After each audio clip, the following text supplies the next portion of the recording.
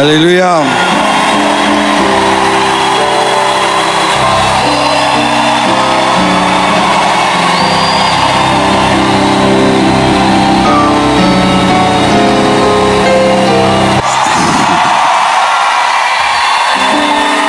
Amen. Ne coupez pas le live, hein? Nous voulons que ça passe en live. Ne coupez pas le live. Alors, vous remarquez la présence de quelqu'un à côté de moi.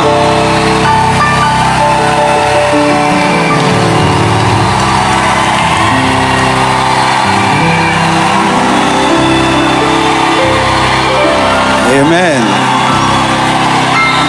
Est-ce que je peux maintenant parler? Amen. Alors, beaucoup de gens posent la question, elle est d'où, elle est d'où, elle est qui? Même des gens me posent la question, même sur ses cheveux. Est-ce que ce sont ses vrais cheveux?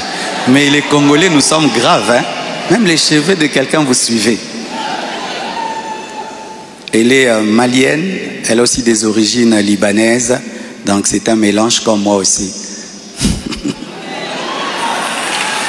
Alors, j'ai quelque chose à vous dire.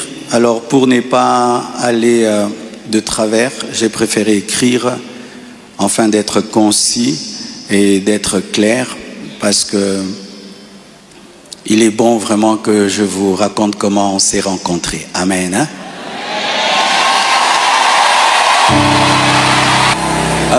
Est-ce qu'il y a quelqu'un qui parle en lingala? J'aimerais aussi que ceux qui parlent le lingala entendent. Qui interprète bien le lingala et qui est bien habillé?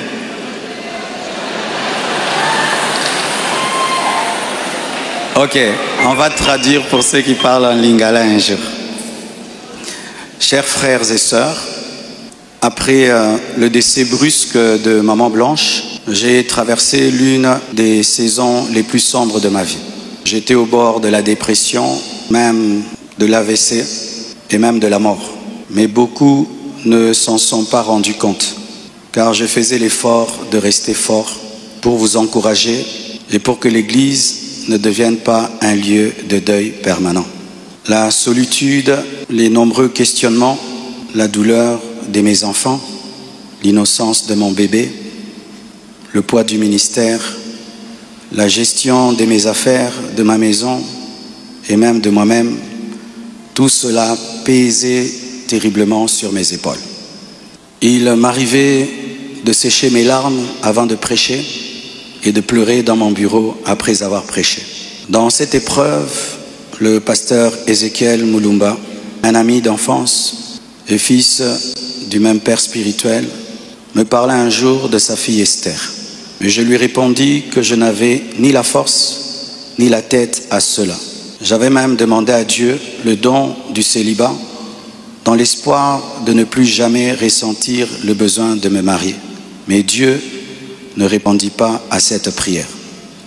À plusieurs reprises, par l'intermédiaire des prophètes, des songes et des convictions personnelles, le Seigneur me fit comprendre qu'il voulait que je continue ma route et que je refasse ma vie avec quelqu'un d'autre, et qu'il était dangereux pour moi de rester longtemps dans le veuvage, car un plan maléfique se tramait contre ma vie, mon ministère, ma famille et l'Église. Je me souviens d'une vision particulièrement marquante. J'étais dans une chambre encerclée de très longs serpents aux couleurs magnifiques. Ils faisaient semblant de dormir, attendant que je marche sur l'un d'eux pour m'attaquer. Leur venin était aussi mortel que la beauté de leur couleur. Un seul carré d'1 mètre sur 1 mètre me servait de refuge.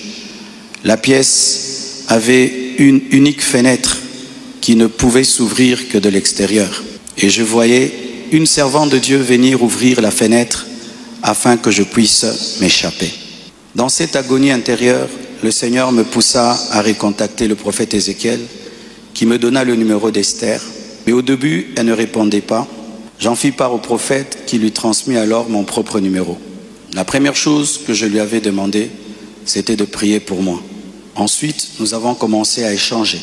Je lui ouvrais mon cœur, elle m'écoutait, me soutenait, priait avec moi, tout en continuant à remplir fidèlement ses responsabilités au travail, parce qu'elle était une responsable là où elle travaillait.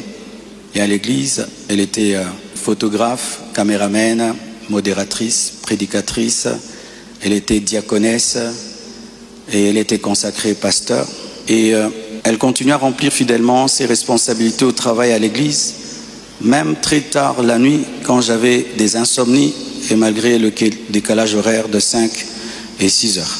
Au fil du temps, une relation sincère est née. Une flamme s'est allumée et dans mon cœur, j'ai eu l'assurance que c'était elle. J'en ai parlé à son pasteur, à mes parents, à mes pères spirituels et à mes amis, afin de ne rien faire sans rédévabilité, conseils et prières des autres.